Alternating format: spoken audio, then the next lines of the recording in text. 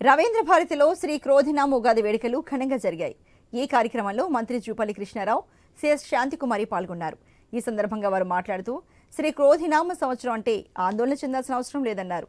సమాజంలో మంచి చెడు ఉంటాయని, ప్రజలు కోపతాపాలకు వెళ్లకుండా ప్రశాంతంగా సుఖ సంతోషాలు ఆయురారోగ్యాలతో జీవించాలని మంత్రి జూపల్లి కృష్ణారావు ఆకాంక్షించారు.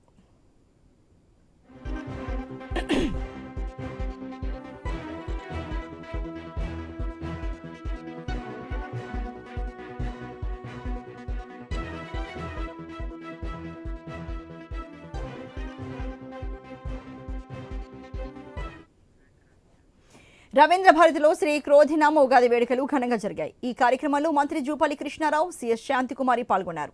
ఈ సందర్భంగా వారు మాట్లాడుతూ శ్రీ క్రోధినామ సంవత్సరం అంటే ఆందోళన చెందాల్సిన అవసరం లేదన్నారు. సమాజంలో మంచి చెడు ఉంటాయని, ప్రజల కోపతాపాలకు వెళ్లకుండా ప్రశాంతంగా సుఖ సంతోషాలు ఆయురారోగ్యాలతో జీవించాలని మంత్రి జూపల్లి కృష్ణారావు ఆకాంక్షించారు.